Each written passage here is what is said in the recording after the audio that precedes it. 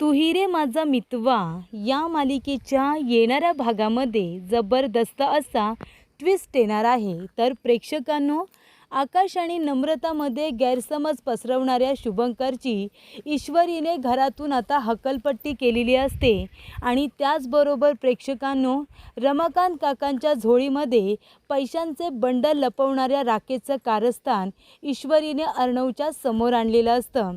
अंजलीच्या रूममध्ये पैशांचे बंडल सापडताच राकेशचं कारस्थान अर्णवच्या समोर उघडं पडताच अर्णवने इथे आता राकेशची गचेंडी पकडत त्याला खऱ्या अर्थाने इथे जाब विचारलेला असतो। तर प्रेक्षकांनो, येणाऱ्या भागामध्ये कशा पद्धतीने या गोष्टी पुढे घडत जातात आपण सविस्तरपणे बघूया। तर प्रेक्षकांनो, इथे आता ईश्वरी आपल्या बाबांची म्हणजे सासऱ्यांची अगदी व्यवस्थित काळजी घेत असते। घरामध्ये त्यांना खऱ्या अर्थाने न्याय मिळवून देण्याचा प्रयत्न करत असते। 20 वर्षांपूर्वी सुप्रिया आणि रमाकांत काका यांच्यावरती नको नको ते आरोप करण्यात आलेले असतात। त्यांची काडी मात्र काहीही चूक नसताना त्यांना बदनामीला सामोरं जावं लागलेलं असतं आणि ही गोष्ट प्रेक्षकांनो ईश्वरीच्या अगदी वेळीच लक्षात आलेली असते। ईश्वरीला माहिती असतं की आपली आई कशी आहे।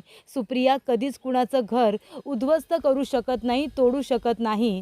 ती तर इतकी साधी भोळी आहे की तिने आपल्या मैत्रिणीच्या मुलीला आपली मुलगी मानलं, तिला आपलं नाव दिलं, तिला लहानाची मोठी केली, तिचं लग्न लावून दिलं आणि प्रत्येक वेळेला तिच्या पाठीशी खंबीरपणे उभी राहिली।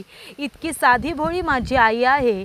ती इथे 20 वर्षांपूर्वी किंवा 18 वर्षांपूर्वी एका लग्न झालेल्या पुरुषाला का फसवेल हा प्रश्न तिच्या मनामध्ये आलेला असतो आणि ती कुणाच्याही बोलण्यावरती कुठल्याही फोटोवरती विश्वास न ठेवता ती फक्त आणि फक्त आपल्या आईच्या प्रामाणिकपणावरती तिच्या बोलण्यावरती विश्वास ठेवते आणि तेव्हाच ती स्वतःला वचन देते की मी माझ्या आईला निर्दोष सिद्ध करणार।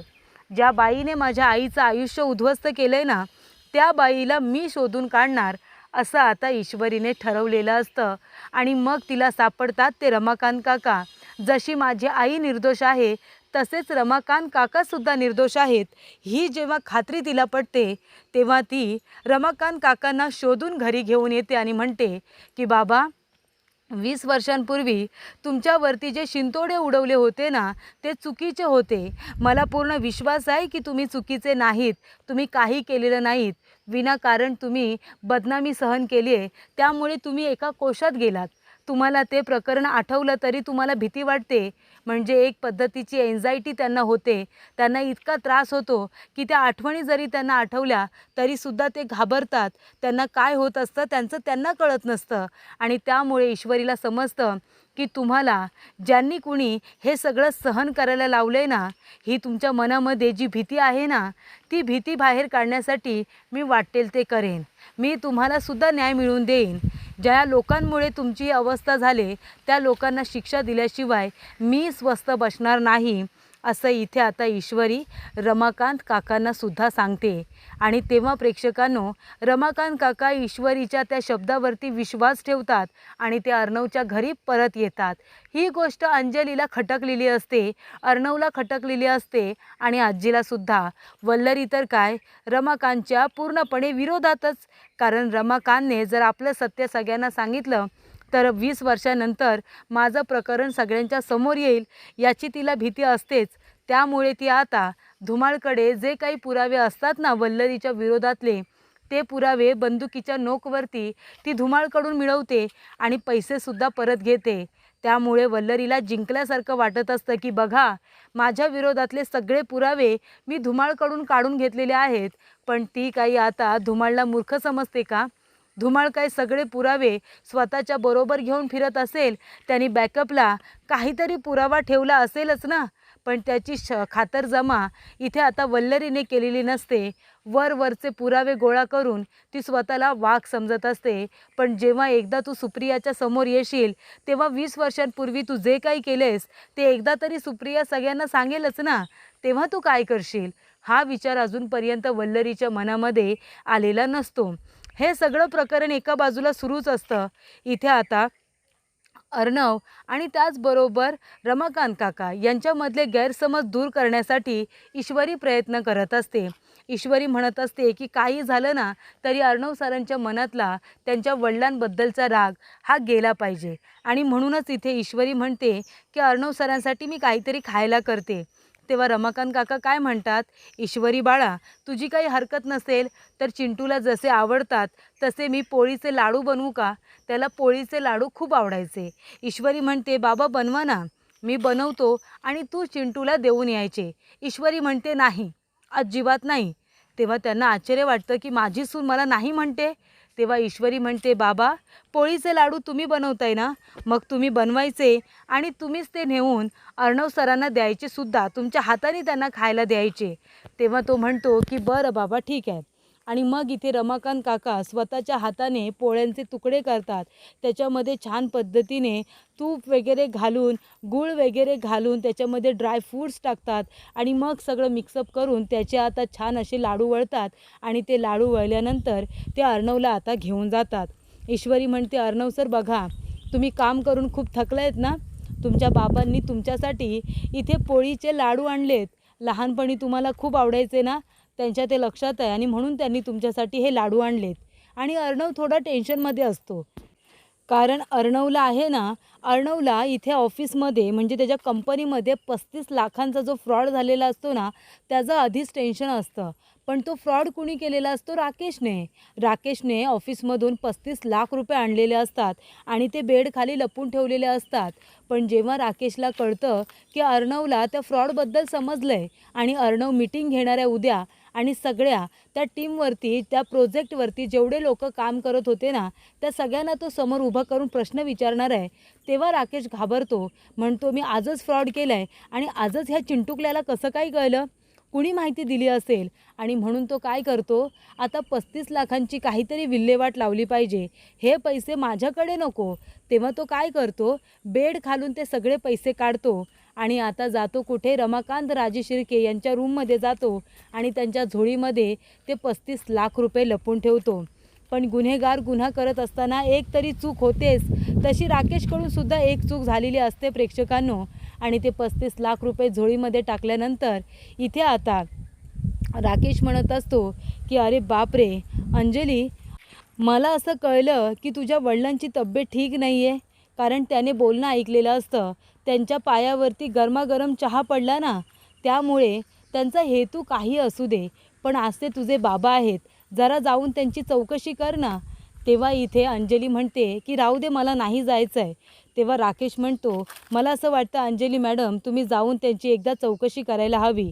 ते 20 वर्षानंतर तुमच्या आयुष्यात परत का आलेत, का नाही, त्यांचा हेतू काय आहे, आपल्याला काहीच माहिती नाही. पण तुम्ही जा आणि त्यांची जरा चौकशी करा. तेव्हा झोळीमध्ये पैसे अशा पद्धतीने ठेवलेले असतात ना की ते पैसे दिसत असतात, बाहेरपर्यंत दिसत असतात. आणि तेव्हा प्रेक्षकांनो, इथे आता वल्लरीसुद्धा बरोबर असते.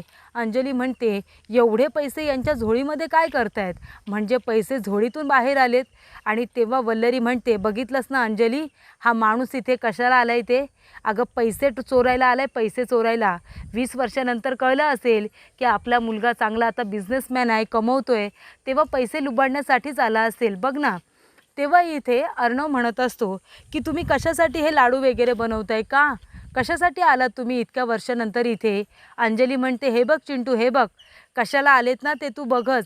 अरे यांनी बघ किती पैसे चोरलेत, एवढे पैसे तुम्ही का चोरलेत हो. तेव्हा इथे आता रमाकांत काका म्हणतात, मी चोरलेत, पण हे पैसे तर माझे नाही आहेत, मी चोरेन का पैसे, मी तर पैशांचा वापरसुद्धा करत नाही. मला जे काही हवं असेल ते मी भिक्षेमधून जे काही कमावतो त्याच्यामध्येच मी खर्च करतो. तेव्हा इथे इतकी वर्ष मी तेच करतोय असं रमाकांत काका म्हणतात. तेव्हा वल्लरी म्हणते, हो, पण आता मुलाची प्रॉपर्टी बघून, त्याचा पैसा बघून डोळे फिरले असतील ना तुमचे, म्हणूनच इतके पैसे चोरलेत ना. तो म्हणतो, सकाळपासून मी घरातून कुठे गेलो सुद्धा नाही आहे, मग हे पैसे मी चोरून कुठून आणेन सांगा बरं. कालच तुम्ही जेव्हा सगळेजण मला जा विचारत होता, किंवा सकाळीसुद्धा चिंटूचा मला धक्का लागला, तेव्हा माझी झोळी खाली पडली, त्याच्यामध्ये काय होतं तुम्ही बघितलंत ना. 1 रुपया तरी तुम्हाला मिळाला का सांगा बरं. फक्त त्याच्यामध्ये होत्या त्या माझ्या गोळ्या आणि माझ्या मुलांच्या लहानपणीच्या वस्तू. मग हे पैसे अचानकपणे कुठून येतील, आणि सकाळपासून मी कुठे गेलेलो सुद्धा नाही आहे. तेव्हा इथे ईश्वरी म्हणत असते, आणि अंजलीताई तुम्ही कसे काय गेलात त्यांच्या रूममध्ये? कशावरून हे पैसे कुणीतरी बाबांच्या झोळीमध्ये ठेवलेले नाही आहेत? म्हणजे तुम्हाला खरंच विश्वास बसतो का की एकेकाळी तुमचा बाप, तुमचे वडील हे एवढ्या मोठ्या कंपनीचे मालक होते, त्यांना काही पैसा माहिती नाही आहे का? त्यांनी खूप पैसा कमवला आहे त्यांच्या आयुष्यामध्ये. त्यांना पैसे चोरायची गरज का पडेल? ते सुद्धा आपल्या मुलांच्या घरामध्ये. जर त्यांना तसं करायचं असतं ना, चोरीमारी करायची असती, तर ते आपल्या मुलांसाठी 1 तास उभं राहून असे इथे पोळीचे लाडू बनवत नसते. बाबा माझ्याबरोबर 1 तासभर किचनमध्ये होते आणि त्यानंतर ते इथे आलेत. आणि याच्या आधीसुद्धा घरामध्ये दुसरं कुणीही नव्हतं, फक्त अर्णव सर आणि बाबाच होते. मग अर्णव सरांना कळलं नसतं का की बाबांनी चोरी केली आहे की नाही? अर्णव सर तुम्ही सांगा, तुमचा विश्वास बसतो का या सर्व गोष्टींवरती? अर्णव म्हणतो की अजिबात नाही, कारण ते तर सकाळपासून घरातच होते. ते पैसे चोरायला कुठे जातील? आणि 35 लाख रुपयांचा घोळ हा माझ्या ऑफिसमध्ये झाला आहे, ते पैसे घरी यांच्याकडे कसे येतील? तेव्हा इथे ईश्वरी म्हणते तेच तर मला म्हणायचं आहे ना. तेव्हा ईश्वरी म्हणते 1 मिनिट थांबा अंजलीताई, तुम्ही इथे यांच्या खोलीमध्ये कसे काय गेलात? तर मी त्यांच्या तब्येतीची चौकशी करायला गेले होते. बरं झालं यांनी मला सांगितलं की जाऊन त्यांच्या रूममध्ये चौकशी कर, म्हणूनच एवढे पैसे मला बघायला मिळाले. तेव्हा राकेश आणि ईश्वरी इथे आता एकमेकांकडे बघतात. तेव्हा तिला कळतं की हा सगळा प्लॅन राकेशचा आहे. तेव्हा इथे अर्णव आणि ईश्वरी एकमेकांकडे बघायला लागतात. तेव्हा ईश्वरी अंजलीच्या रूममध्ये जाते, इकडे तिकडे शोधाशोध करते आणि त्या बाळाचं एक खेळणं कर्णिकाचं खाली पडतं. तेव्हा ती बेडखाली आता खेळणं काढायला वागते. तेव्हा बेडखाली इथे आता पैशांचे 2-3 बंडल पडलेले दिसतात. ते बंडल ती उचलते आणि म्हणते की हे पैसे तुमच्या बेडच्या खाली काय करतायत आता ते मला सांगा. कुणी ठेवले असतील हे पैसे? तेव्हा इथे अंजली म्हणते हे पैसे आमचे नाही आहेत. बेडखाली मी पैसे का ठेवेन? ठेवेन तर कपाटामध्ये ठेवेन ना. तेव्हा ईश्वरी म्हणते मग आता तुमच्या रूममध्ये हे पैसे आले, तर तुमच्या रूममध्ये बाहेरून तुमचे मिस्टर म्हणजे राकेश भाऊजी आलेले आहेत. मग राकेश जिजू जर बाहेरून आलेत, तर कशावरून त्यांनी हे पैसे आणलेले नाही आहेत आणि ते पैसे त्यांनीच बाबांच्या झोळीमध्ये ठेवलेले नाही आहेत? तेव्हा अंजलीला राग येतो.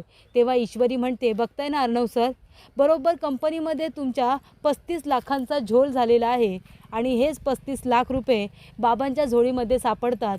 हा योगायोग असू शकतो का? तेव्हा अर्णवला चीड येते. अर्णव इथे आता राकेशची गचेंडी पकडतो आणि म्हणतो की हे पैसे तुझ्याकडे कसे काय आले? खरं खरं सांग. बेडखाली बरोबर इथे 3 बंडल सापडतात आणि हे 31 लाख रुपये बाकीचे ह्या झोळीमध्ये आहेत. म्हणजे हा डाव नेमका कुणाचा? माझा आता कुणावरतीही विश्वास नाही. अंजलीसुद्धा तोंडावरती पडलेली असते, कारण 3 लाख रुपये हे तिच्या बेडखाली सापडलेले असतात, तर बाकीचे पैसे इथे आता झोळीमध्ये असतात.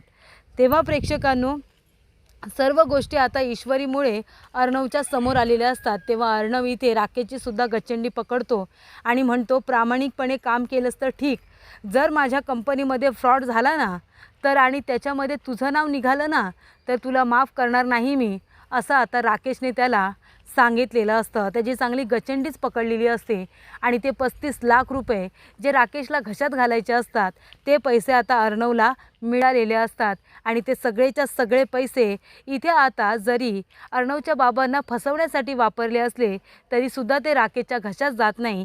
ते पैसे अर्णवला परत मिळतात. अशा रीतीने ईश्वरीने आपल्या सासऱ्यांना निर्दोष सिद्ध केलेलं असतं. त्यांनी हे पैसे चोरलेलेच नाही आहेत असं ती आता सगळ्यांना स्पष्टपणे सांगते. त्यांच्या ह्या झोळीमध्ये कुणीतरी पैसे लपून ठेवलेले आहेत असं सुद्धा म्हणते.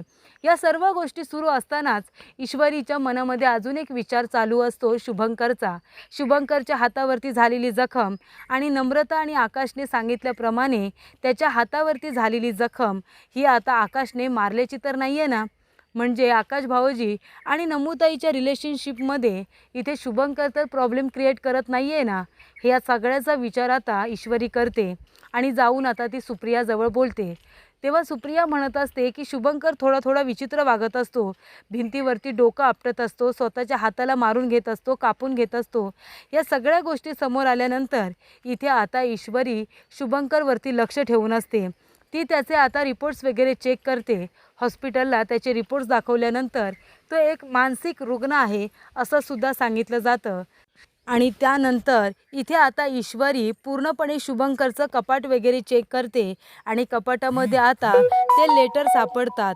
हे ते लेटर असतात प्रेक्षकांनो, जे इथे लहानपणापासून आकाशने नम्रतासाठी लिहिलेले असतात.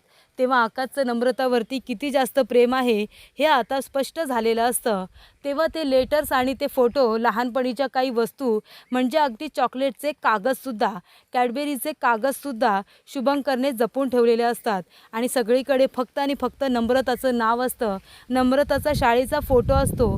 या सर्व गोष्टी ईश्वरीला समजल्यानंतर ती सुप्रियाला दाखवते आणि म्हणते की याचा अर्थ आकाश भाऊजी आणि नमूताईच्या नात्यामध्ये कडवटपणा आणण्याचं काम दुसरं तिसरं कोणी नाही तर शुभंकर करतोय. शुभंकरनेच हे सगळं कारस्थान केलेलं आहे. आणि पिशवीमध्ये सापडलेले शुभंकरचे ते कपडे म्हणजे निळ्या कलरचा शर्ट आणि एक टी शर्ट, जी त्याने इथे आता आकाशवरती हल्ला करताना घातलेले असतात आणि त्यानंतर ते एका पिशवीमध्ये लपून ठेवलेले असतात. या सर्व गोष्टी ईश्वरीला सापडतात आणि मग ईश्वरी प्रत्येक गोष्टीची शहानिशा करते. आणि मग ते लेटर वगैरे बघितल्यानंतर शुभंकरचं नम्रतावरती असलेलं प्रेम हे तिच्या लक्षात येतं. आणि मग ती विचार करते की आता शुभंकरला या घरामध्ये ठेवणं रिस्की आहे. तेव्हा शुभंकर घरी आल्यानंतर ईश्वरी शुभंकरला स्पष्टपणे सांगते की आकाशवरती म्हणजे आकाश भाऊजींवरती हल्ला करणारा तूच आहेस का शुभू? तो म्हणत असतो की हे एवढे मोठे आरोप तू माझ्यावरती का करतेस इशू? तेव्हा ती म्हणते कारण तुझं नमूताईवरती प्रेम आहे म्हणून. हे आत्ताच्या आता थांबव आणि आताच्या आता तू इथून निघून जा, कारण तुझ्यामुळे आकाश भाऊजी आणि नम्रताताईच्या नात्यावरती परिणाम होतोय आणि ते मी सहन करणार नाही. आकाश भाऊजींवरती हल्ला करणारा तूच आहेस हे पुरावे आम्हाला सापडलेत. आणि ते म्हणजे हे नमूताईसाठी तू लिहिलेले लेटर, नमूताईचे फोटो, या लहानपणीच्या जपून ठेवलेल्या आठवणी आणि त्याचबरोबर हल्ला करत असताना घातलेले हे कपडे जे तू लपून ठेवले होतेस, हे आता सगळे माझ्या समोर आलेले आहेत. आणि त्याच्यामध्ये हे तुझे डॉक्टरांचे रिपोर्ट्स, हे सगळे तू घे आणि आताच्या आता इथून निघून जा असं म्हणत ईश्वरी शुभंकरला आता घरातून पूर्णपणे हकलून देते. आणि त्याचबरोबर आकाशवरती हल्ला करणारा शुभंकर असल्याचं सुद्धा ती इथे नम्रता आणि त्याचबरोबर सुप्रिया यांच्या निदर्शनास आणून देते.